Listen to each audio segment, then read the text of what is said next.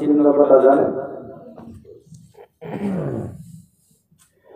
মুনাফিকের চিহ্ন হলো তিনটা। এক নম্বর হলো মিথ্যা বলবে। যে মিথ্যা বলবে জানবেন ও হলো মুনাফিক। দুই নম্বর চিহ্ন হলো ওয়াদা খেলাপ করবে। এক নম্বরে মিথ্যা বলবে, দুই নম্বরে ওয়াদা খেলাপ করবে। তিন নম্বরে মুনাফিকের চিহ্ন হলো আমানতের খেয়ানত করবে। আমি হাজী সাহেব ভাইকে ভালো বিশ্বাস করি নাকি? কোন রকম সাক্ষীর দরকার মনে করলাম না, 10,000 টাকা দিলাম, বললাম ভাই আমি হাজী সাহেব আমি তো হাজী যাচ্ছি, এবার হজ করে আসার পরে আমি টাকাটা নেব। হাজী মনে করে আমি দিয়ে দিলাম, বিশ্বাস করে দিয়ে চলে গেলাম। লেখার দরকার মনে করলাম না, সাক্ষী রাখার দরকার মনে করলাম না। এরপর আমি আসলাম, আসার পরে যখন টাকা চাইলাম বললেন ওই আমাকে তো টাকা দিলেন। এ হলো আমানতের খেয়ানত। মুনাফিকের তাই বলে আমরা হাজী সাহেবকে দেন না, আমাদের ইমাম সাহেব বেরিয়েছে।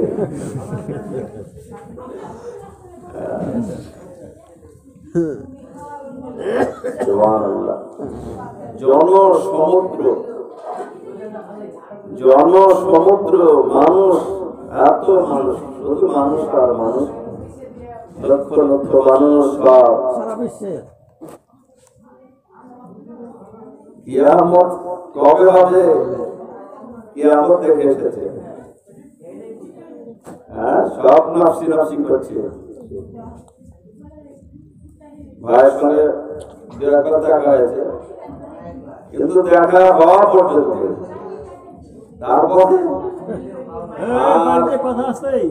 আর কোন খোঁজ খবর নেওয়ার কোন অবকাশ নেই। দেখা হলো সালাম আলাইকুম, ওয়ালাইকুম সালাম, কেমন আছেন? তারপর হারিয়ে গেল তো গেল, আর দেখা আবার কারো সঙ্গে দেখা হয়।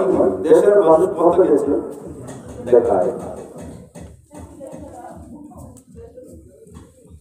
চেয়ারে বসেন, অসুবিধা হলে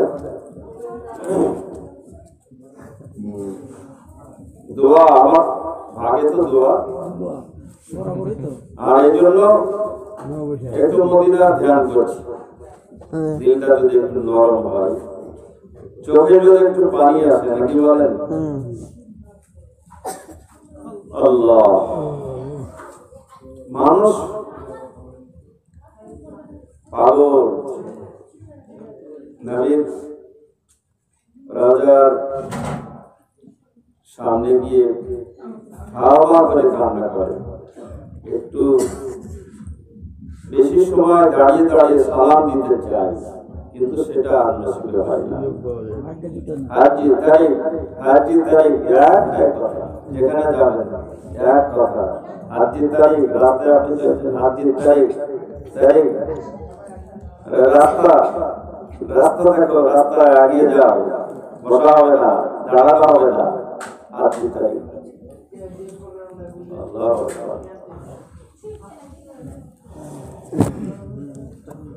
যাই হোক, আলোচনা আমি বাড়াবো না, দোয়ার জন্য তৈরি হই।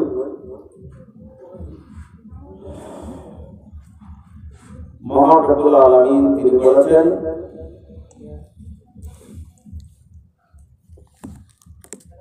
ওয়াইজা সাআলাকা ইবাদি আন্নী ফাইন্নী করিব।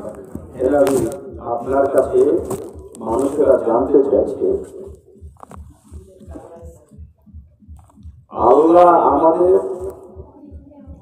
কতটা দূরে বা কতটা কাছে। আল্লাহ বলছেন, হে নবী আপনি বলেছেন ফাইন্নী করিব, যে আমার আল্লাহ সবার নিকটে।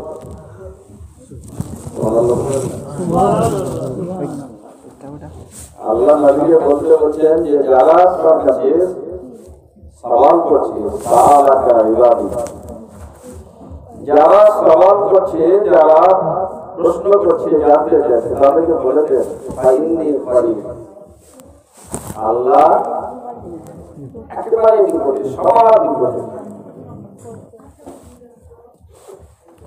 অন্য জায়গায় আল্লাহ বলেছেন যে ঘাড়ে যে রগ আছে মোটা রগ, সাহা রগ বলে, যে এই রগটা যতটা মানুষের কাছে আছে আল্লাহ বলেন তার চাইতেও আমি নিকটে।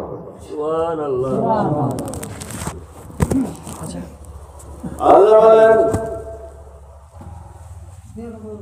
যে ব্যক্তি শয্যায় বসে বসে আমি আল্লাহ আমাকে স্মরণ করে, আমি আল্লাহ তাকে কঠিন কবরের মধ্যে স্মরণ করব।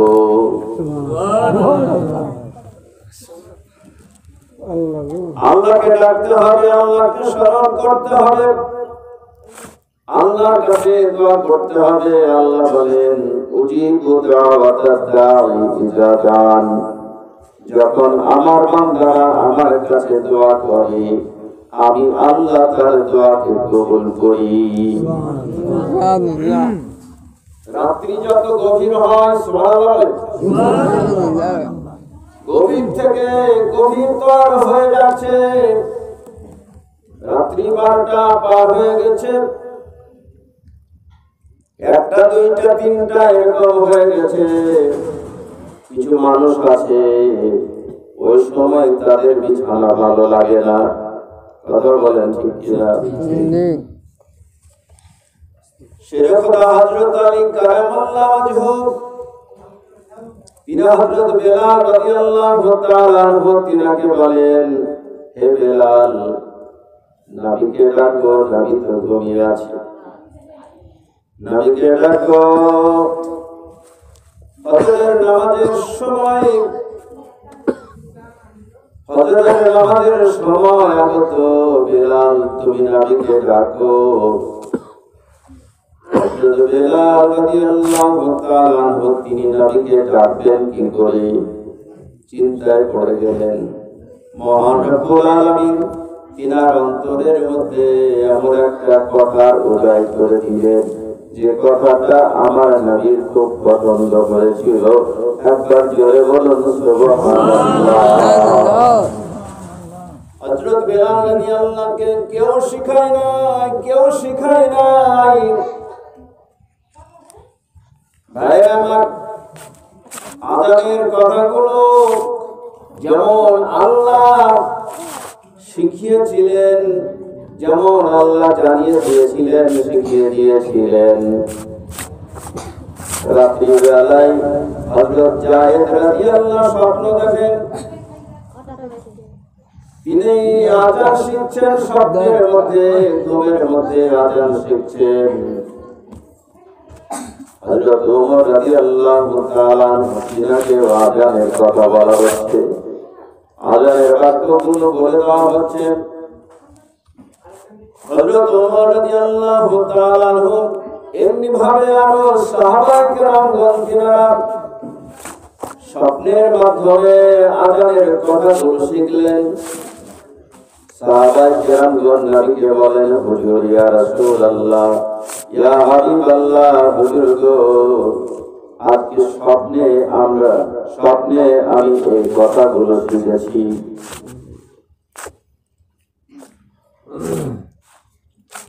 সেই সময় রাহমাতুল লিল আলামিন নবী সকলের কথাগুলো শুনলেন, সবার আযানের কথাগুলো শুনলেন।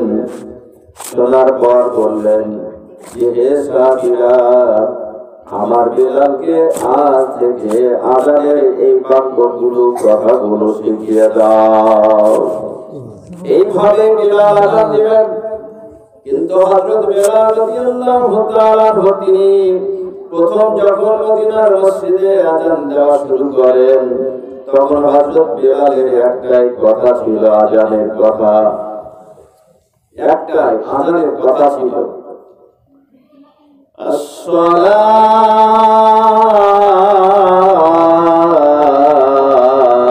আসসালাতু সালাতুন, নামাজের জন্য জামাত হয়ে যাও। একটাই কথা, আজানের কথা একটাই কথা। এইভাবে দিন আজানের যখন সময় হতো, পাহাড়ের টিলার উপরে অন্য রাতে আছে মদিনার মসজিদের পাশে একটা বিল্ডিং ছিল, সেই বিল্ডিং এর ছাদের উপরে উঠে তিনি আজান দিতেন। আর আগে আমরা দেখেছি, ছোটবেলায় দেখেছি মুখে আজান হতো, সেই আজান 1 কিলোমিটার 1.5 কিলোমিটার 2 কিলোমিটার পর্যন্ত আজান শোনা যেত। কি কথা ঠিক না? সুবহানাল্লাহ বলে। এখন মাইকে আজান হচ্ছে, বাড়ির কানটা থেকে শোনা যায় না। অবাক হই ব্যাপারটা। যাই হোক না কেন, হযরত বেলাল রাদিয়াল্লাহু তাআলা তিনি এইভাবে আজান দিয়ে আসছেন। আর স্বপ্ন যুগে সাহাবায়ে কিরামগণ তিনারা যখন আজানের কথাগুলো শিখলেন, নবীকে বললেন, নবী বললেন বেলালকে এই আজানের কথাগুলো শিখিয়ে দাও। এই আজানের কথাগুলো শিখে নেওয়ার পরে মদিনার মসজিদে আমার বেলাল এইভাবে আজান দিবে।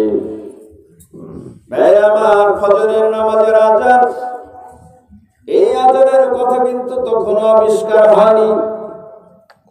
সেটা কথা হযরত আলী কারামাল্লাহু ওয়াজহু একদিন রাত্রি বেলায় ভোর রাত্রে ফজরের নামাজের আগে বেলালকে বলে, বেলাল নবীকে ডাকো। নবী ঘুমিয়ে আছেন, ফজরের নামাজের সময় আগত। মনে রাখবেন, নবীর ঘুম আর আমাদের ঘুম কিন্তু এক নয়।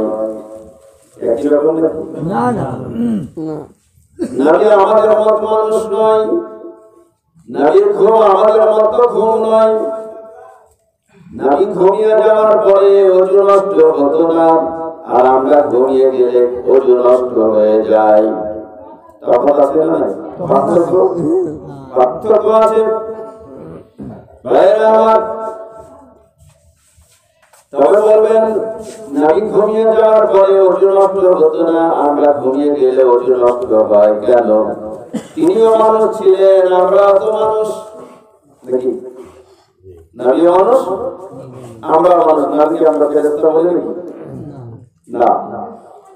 নবীর বাসানিয়াত আমরা অমান্য করি না। নবীর বাসানিয়াত এটাকে স্বীকার করতে হবে। নবীও মানুষ ছিলেন, আমরাও মানুষ। তবে নবী যে মানুষ, সেই মানুষ কিন্তু আমরা নই। কথা ঠিক না? ওই মানুষটা চাঁদ দ্বিখণ্ডিত করে দেখিয়েছে, ওই মানুষটা সূর্য ডুবে গেছে, সূর্যকে আবার উদিত করতে পেরেছে। এটা আমরা পাই না, নাকি পাই? না না। আমার মদিনার মসজিদের পাশে একটা মসজিদ আছে, আজও সেই মসজিদটা দেখতে পাওয়া যায়। হাজিরা যখন মদিনায় যায় দেখে আসি। মসজিদের কোবা থেকে অনেক মসজিদ, বেলাল রাদিয়াল্লাহু মসজিদ, হযরত ওমর রাদিয়াল্লাহু, হযরত ওসমান রাদিয়াল্লাহু, হযরত আলী রাদিয়াল্লাহু, সাহাবায়ে কেরামদের মসজিদ, মদিনার মসজিদের আশেপাশে অনেক মসজিদ আছে। একটা মসজিদের নাম হলো মসজিদে গামামা। কি নাম বললাম? গামামা। গামামা মানে হলো বৃষ্টি। সুবহানাল্লাহ। মসজিদে গামামা, এই মসজিদে গামামায় রাহমাতুল্লিল আলামিন নবী নামাজ পড়তে গেছেন, সাহাবায়ে কিরামগণ তিনারাও নামাজ পড়তে গেছেন। শুক্রবার নামাজ হয়ে গেল। মসজিদে গামামা দেখেছেন না? কেমন বলেন? নামাজ পড়েছেন কেমন বলেন? পাথর, গোটা পাথর দিয়ে তৈরি, একেবারে পুরনো মসজিদ। এই মসজিদটাকে মানে কোন রকম সংস্কার করা হয়, একবারে অরিজিনাল মসজিদ আছে। গামামা, গামামা মানে আজকে জানা গেল অন্তত যে গামামা মানে হলো বৃষ্টি। রাহমাতুল্লিল আলামিন নবী, নবী মুস্তাফা মুহাম্মদুর রাসূলুল্লাহ সাল্লাল্লাহু আলাইহি ওয়াসাল্লাম তিনি এই মসজিদে জুমার নামাজ আদায় করলেন। সাহাবায়ে কিরামগণ তিনারা বলেন, হুজুর, ইয়া রাসূলুল্লাহ, ইয়া হাবিবাল্লাহ, হুজুর গো অনেকদিন থেকে বৃষ্টি হয় না। বৃষ্টি না হওয়ার কারণে আমাদের প্রাণীগুলো, গৃহপালিত পশুগুলো একেবারে মরণাপন্ন হয়ে গেছে, জরাজীর্ণ হয়ে গেছে। আমাদের গৃহপালিত পশুগুলির পালন একবারে শুকিয়ে গেছে। এক ফোঁটাও তো দুগ্ধ বাচ্চাগুলো পায় না। বাচ্চাগুলোর অবস্থা খুব করুণ, খুবই শোচনীয়। হুজুর ইয়া রাসূলুল্লাহ, তাই আপনার কাছে আরজ করি, আপনি একটু বৃষ্টির জন্য দোয়া করেন। হাদিস শরীফের মধ্যে এসেছে, হযরত আনাস রাদিয়াল্লাহু তাআলা আনহু তিনি এই হাদিসের রাবী। নবীকে যখন বললেন, হুজুর ইয়া রাসূলুল্লাহ, বৃষ্টির জন্য একটু দোয়া করুন, সেই সময় তিনি হাত উত্তোলন করলেন, দোয়া করতে লাগলেন।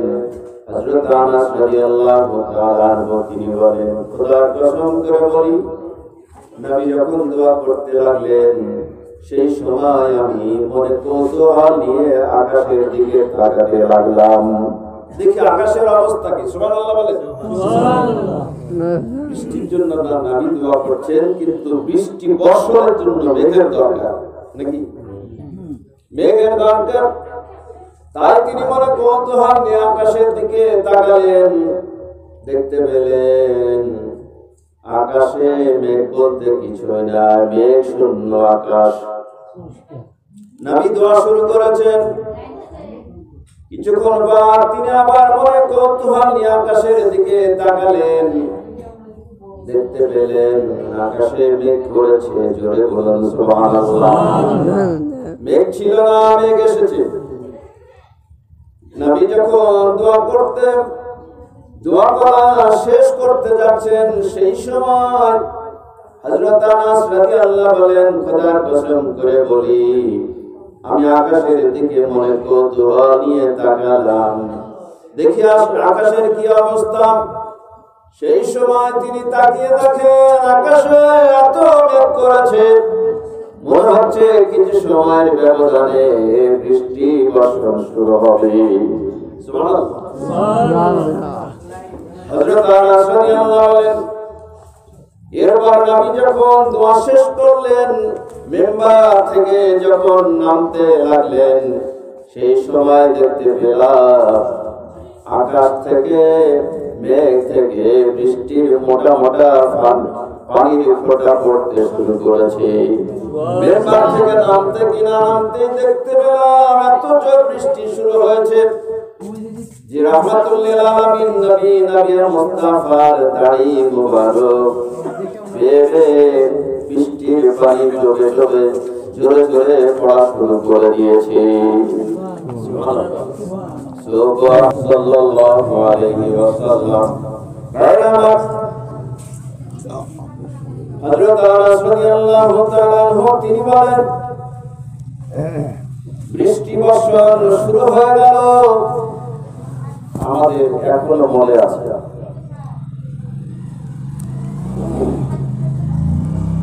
2000 সালে বন্যার পানি এদিকে এসেছিল, এদিকে আসে না। 2000 সালের বন্যার পানি রেল লাইনের এই ধারে আসেনি, রেল লাইনের ওই পারে ছিল। যাই হোক, আমাদের ভগবানগুলা বটতলা বাজারেও পানির নৌকা চলেছে, বটতলা বাজারে। আর আমাদের বাড়ির মধ্যে তো মোটামুটি এতটা সব ঘরের মধ্যে। 2000 সালে যে বৃষ্টি শুরু হয়েছিল রবিবার দিনগত রাত্রে, সেই দিন আমাদের শেখ পড়া একটা প্রোগ্রাম মাওলানা হিয়া ছিলেন, আরো সব মাওলানা ছিল, আমি ছিলাম। তো যাই হোক, মাহফিল শেষ হলো, বৃষ্টি হতে হতে একটুখানি বৃষ্টিটা বন্ধ হয়েছে। আমি মাওলানা হিয়া সাহেবকে বললাম যে হুজুর আপনি চলে যান, বাড়ি চলে যান, চলে যান। আমি বাড়ি চলে আসলাম। তারপর তো যত রাত্রি গভীর হয় তত বৃষ্টিও জোর হয়। তাহলে সেই বৃষ্টি রবিবার সন্ধ্যাবেলাতে টিপ করে শুরু হয়েছে, সোমবার, মঙ্গলবার, বুধবার 3 দিন টানা বৃষ্টি। আর এই বৃষ্টিতে সব আল্লাহু আকবার। রাহমাতুল্লাহ নবী নবী মুস্তাফা মুহাম্মদুর রাসূলুল্লাহ সাল্লাল্লাহু আলাইহি ওয়াসাল্লাম তিনি শুক্রবার দোয়া করেছে, বৃষ্টি চালু হয়েছে। শুক্রবার, শনিবার, রবিবার, সোমবার, মঙ্গলবার, বুধবার, বৃহস্পতিবার, আবার শুক্রবার এসেছে, কিন্তু বৃষ্টি এখনো বন্ধ হওয়ার কোন লক্ষণ দেখা যায় না।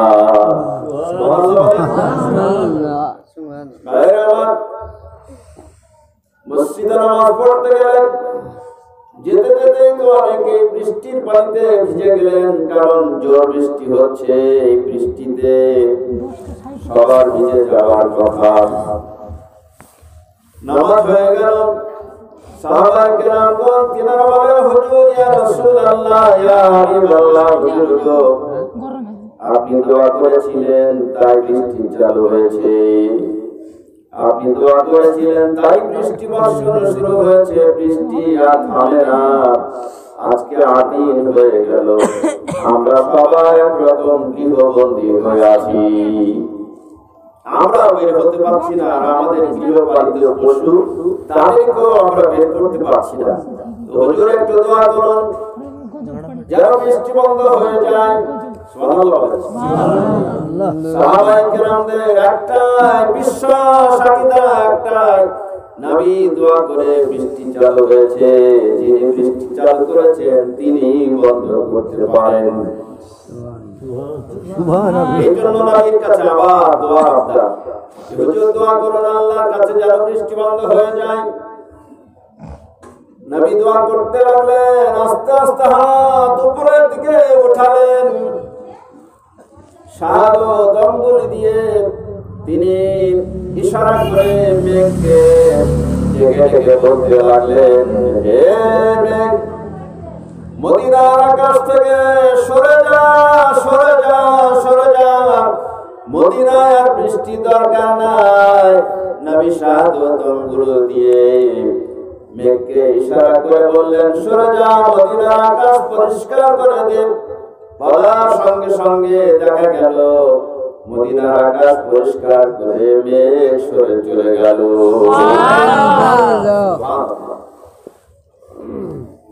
মদিনার আকাশ পরিষ্কার, বৃষ্টি বন্ধ হয়েছে, ঝলমলে রোদ্দুর ফুটে উঠেছে, বৃষ্টি বন্ধ, আকাশ পরিষ্কার।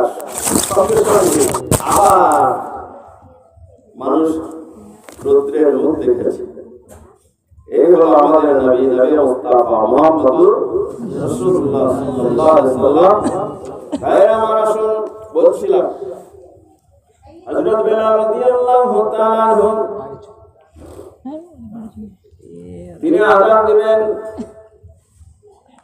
তিনাকে আযানের কথাগুলো সব শিখিয়ে দেওয়া হলো। সেই সময় থেকে তিনি আযান দেন, কিন্তু সকালবেলায় ফজরের নামাজের সময়ে আসসালাতু খায়রুম মিনান নাওম এই কথা বলতে হবে, এটা কিন্তু শেখানো হয় নাই। হযরত বেলাল রাদিয়াল্লাহকে শেরে খোদা হযরত আলী বলেন, নবীকে ডাকো, ফজরের সময় আগত, নামাজের সময় আগত, কাজে ডাকো। টাকার প্রসেসটা কি হবে সেটা তিনি ঠিক করতে পারছেন না। হঠাৎ করে তিনার এই কথাটা খেয়াল হয়ে গেল, তাই বলতে লাগলেন, আসসালাতু খায়রুম মিনান নাওম, আসসালাতু খায়রুম মিনান নাওম, আসসালাতু খায়রুম মিনান নাওম। নিদ্রা থেকে নামাজ উত্তম, নিদ্রা থেকে নামাজ উত্তম। কত সুন্দর ভাবে হযরত বেলাল রাদিয়াল্লাহু ডাকলেন। একটা কথা বলছিলাম যে নবী ঘুমিয়ে গেলেন, নবীর ওযু নষ্ট হতো না, আর আমরা ঘুমিয়ে গেলে ওযু নষ্ট হয়, কারণ তিনিও মানুষ, আমরা মানুষ। কিন্তু কিন্তু তিনি ঘুমালে ওযু নষ্ট হয় না, আমরা ঘুমালে ওযু নষ্ট হয়। কারণ হলো একটাই, নবী ঘুমালে শুধুমাত্র তিনার চোখ ঘুমায়, অন্তর ঘুমায় না। আর আমরা ঘুমালে আমাদের চোখ ঘুমায়, অন্তর ঘুমিয়ে যায়। এই জন্য আমাদের কোনো খেয়াল থাকে না। তারপরে দেখা যায় কাপড় উঠতে উঠতে একবারে গলায় আছে না নাই? এরকম ঘুমায় না কেউ? আল্লাহু আকবার। নবী বলেছেন মুনাফিকুল মাউত, ঘুমটা হলো মরণের অর্ধেক। ঘুমটা মরণের অর্ধেক। ঘুমিয়ে যায় যখন তখন অর্ধেক মরণ হয়ে যায়। এই জন্য ঘুমানোর সময় কি দোয়া পড়তে হয়? আল্লাহুম্মা বলেন, আল্লাহুম্মা বিইসমিকা আমুতু ওয়া আহইয়া, আল্লাহুম্মা বিইসমিকা আমুতু ওয়া আহইয়া। আল্লাহ, আপনার নামে মরি, আপনার নামে বাঁচি। ডান দিকে কাছে শুয়ে পড়বো, দোয়া পড়বো এটা, আল্লাহুম্মা বিইসমিকা আমুতু ওয়া আহইয়া। এই অর্ধেক ঘুমেই পূর্ণ মানে মরণ হয়ে যায়। অর্ধেক মরণে অনেকের পূর্ণ মরণ হয়ে যায়। ঘুমিয়ে গেছে, খাওয়া দাওয়া ভালো মানুষ, ঘুমিয়ে গেছে, তারপরে সকালবেলায় দেখছেন এরকম হয় না? আমাদের আব্বার মরিদ ছিল, আমাদের পীর ভাই গোলাম মুস্তাফা। তো সকালবেলায় চাকরিতে যাবে, নামাজ পড়ার পরে কোরআন শরীফ, ফাতিহা শরীফ, জিকির আজকার যা কিছু আমল সব করেছে। আর ওইদিকে ওনার ওয়াইফ তিনি রান্না করছেন, সকাল সকাল অফিসে যেতে হবে। তো সবকিছু কমপ্লিট করার পর বলছে, তোমার তো রান্না করা দেখছি হয়নি, আর কিছুক্ষণ লাগবে, তাহলে হয়ে যাবে। তো তোমার তো রান্না হতে একটু দেরি আছে, তা আমার ঘুম পাচ্ছে, একটু ঘুমা। এই কথা বলে ঘুমিয়েছে। কিছুক্ষণ পর একটা বিকট আওয়াজ তার মধ্যে থেকে বের হচ্ছে, মানে গুমড়ানো ধরনের আওয়াজ, বিকট আওয়াজ। তাড়াতাড়ি করে রান্না টান্না ফেলে স্বামীর কাছে গেছে, ডাকাডাকি করছে, আর কোনো খবর নাই, কোনো সাড়া নাই। ওই আওয়াজটা বন্ধ হলো তো হলো, বাস ওই ঘুমে শেষ। এরকম বরং কত মানুষের হয়। সাল্লাল্লাহু আলাইহি ওয়াসাল্লাম গায়রা আমার রাহমাতুল লিল আলামিন নবী মুস্তাফা মুহাম্মদুর রাসূলুল্লাহ সাল্লাল্লাহু আলাইহি ওয়াসাল্লাম জান্নাতুল বাকি কবরস্থানে মাঝে মাঝে চলে যেতেন দোয়া করার জন্য।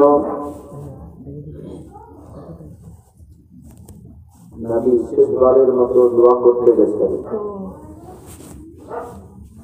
আমারও এটাই শেষ কথা।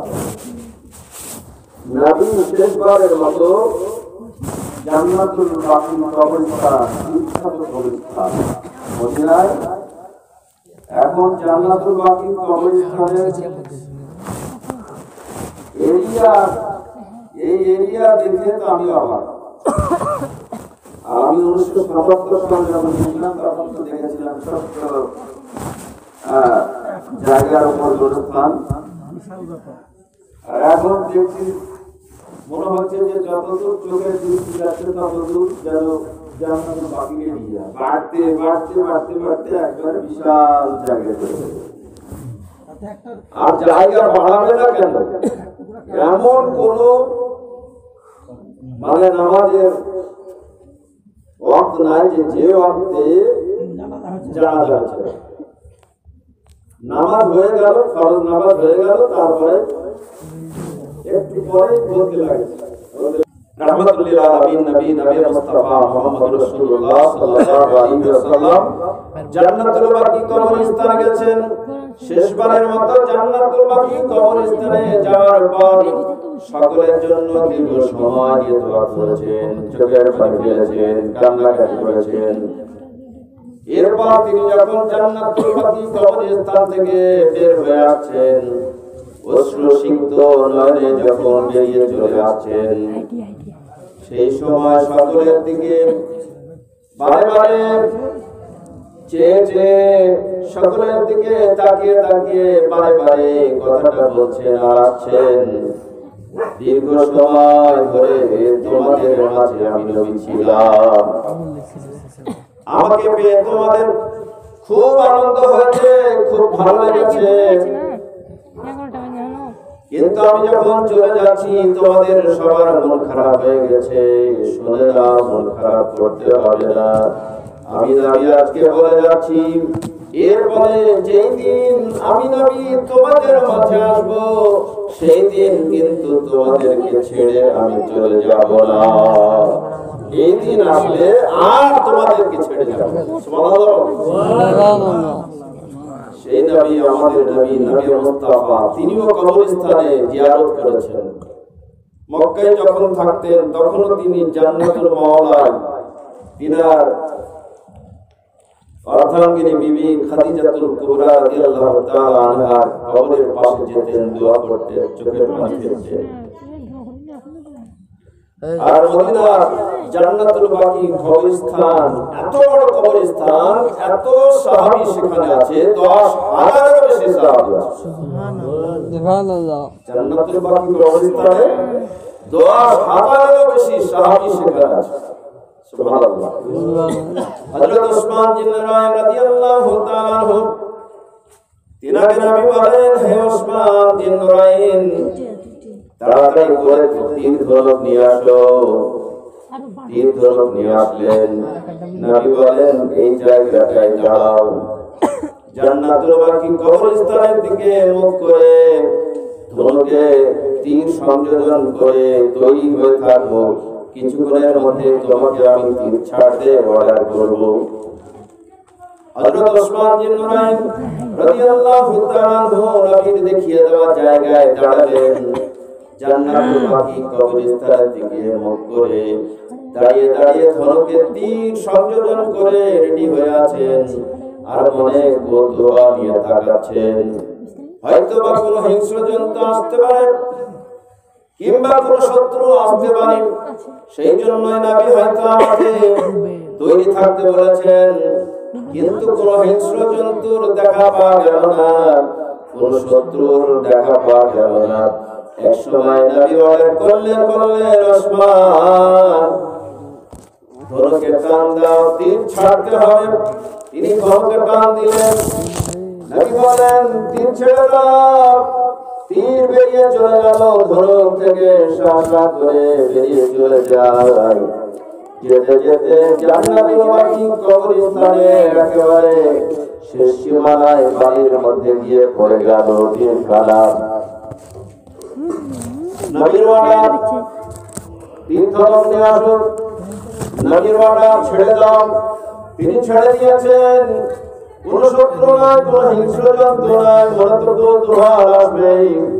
সেই মতো মনে কৌতূহল নিয়ে এবার হযরত ওসমান বিন নুরাইন রাদিয়াল্লাহু তাআলা আনহু তিনি নবীকে বলেন, হুজুর ইয়া রাসূলুল্লাহ, ইয়া হাবিবাল্লাহ, হুজুর গো, কিছুই তো বলতে পারলাম না। আপনার অর্ডার পালন করলাম, তীর ধনুক আনতে বললাম, আমি আনলাম। যেখানে দাঁড়াতে বললেন সেখানে দাঁড়ালাম। যেভাবে জান্নাতুল বাকি কবরস্থানের দিকে দাঁড়িয়ে তীর ধনুক নিয়ে রেডি থাকতে বললেন, সেভাবে তো আমি রেডি ছিলাম। এরপর আপনার ছাড়ার অর্ডার পেয়ে ছেড়ে দিয়েছি। তীর বেরিয়ে চলে গেছে জান্নাতুল বাকি কবরস্থানের একেবারে শেষ সীমানায় গিয়ে পড়ে গেল। হুজুর, এর মাহাত্ম্য কিছুই বুঝলাম না, এর কারণ কিছুই বুঝলাম না। নবী বলেন, হে ওসমান, যেখানে তোমাকে দাঁড়াতে বলেছি, আমি নবী আমার ইন্তেকালের পরে ওই জায়গাটাই হবে আমার জায়গা। যেখানে তোমাকে তীর ধনুক নিয়ে দাঁড়াতে বলেছি, আমি নবী আমার ইন্তেকালের পরে ওই জায়গাটাই হবে আমার জায়গা। আর যেখানে তীরখানা গিয়ে পড়েছে, হে উসমান জিন্নুরাইন, তোমার ইন্তেকাল হওয়ার পরে তোমার জায়গা হবে ওই জায়গাটা যেখানে তীরখানা পড়েছে। তুমি থাকবে জান্নাতুল বাকি কবরস্থানের শেষ প্রান্তে, আমি নবী থাকবো এই প্রান্তে, আমি নবী এই প্রান্তে থাকবো, তুমি ওই প্রান্তে থাকবে। তোমার আমার মাঝে যত মানুষকে এখানে দাফন করা হবে তাদের কবরে কোন রকমের আযাব হবে না। এই হলো জান্নাতুল বাকি কবরস্থান। যারা সেখানে গিয়ে ইন্তেকাল হয়, যাদেরকে সেখানে দাফন করে দেওয়া হয়, এদের কবরে কোনো আযাব হবে না। কিয়ামত পর্যন্ত যত মানুষকে দাফন করা হবে জান্নাতুল বাকিতে যারা শায়িত হবে, এদের কবরে কোনো আযাব হবে না। ভাইরা আমার, আল্লাহ বলেন কুল্লু নাফসিন যায়িকাতুল মাউত, সকলকে মওতের স্বাদ গ্রহণ করতে হবে।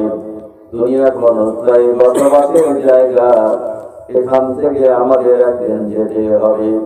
যতই বাহাদুর হই না কেন, যতই শিক্ষিত হয় না কেন, যতই আমার মাস্টার পার্টি থাকুক না কেন, যতই আমার লোক লস্কর থাকুক না কেন, যত আমার ক্ষমতা ঐশ্বর্য থাকুক না কেন, আমি তো আর ফেরাউনের মতো এখন হতে পারি না। ফেরাউনের মতো মানুষটাও তো দুনিয়াতে নাই, আছে কেউ নাই। ফেরাউনের মতো মানুষ যে নিজে আল্লাহ হয়েছে, সে আল্লাহকে একদিন স্বীকার করতে বাধ্য হয়েছে। কথা আজকে আমি রাত্রের গরমে বাহাদুরি করে বেড়াচ্ছি, কিন্তু আমাকে একদিন যেতে হবে।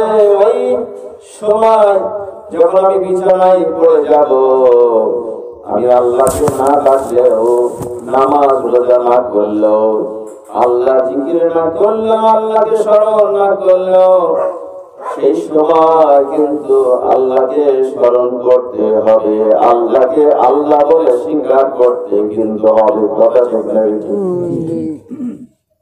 আপনি পরীক্ষা করে দেখে নেবেন, ওই মানুষটার কাছে আপনি যাবেন যে মানুষটা মৃত্যুর সঙ্গে পাঞ্জা লড়ছে, শুধুমাত্র তার জবানটা চালু আছে, কিন্তু হাত পাও চালু নাই, কোনো কিছুই চালু নাই, কোনো ক্ষমতা নাই, কোনো শক্তি নাই, বিছানায় পড়ে গেছে। বিছানায় পড়ে পড়ে শুধুই আল্লাহকে ডাকে, আল্লাহ আল্লাহ আল্লাহ আল্লাহ।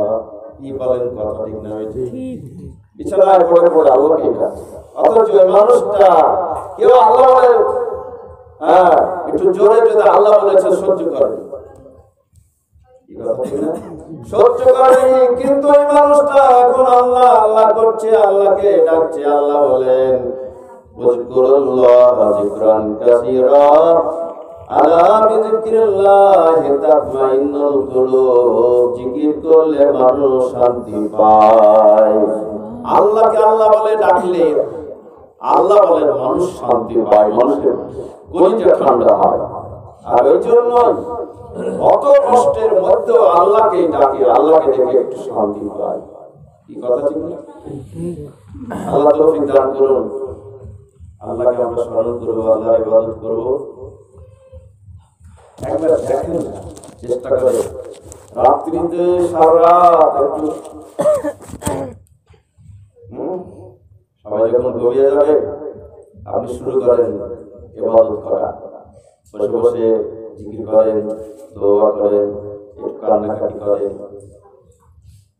গুনাহ মাফের জন্য একবার নামেন না, ফিল্ডে একবার নামেন, দেখবেন এত স্বাদ লাগবে, এত ভালো লাগবে, মনে হবে সারা রাত এভাবে যদি চোখের পানি ফেলে ফেলে দোয়া করে জিকির করে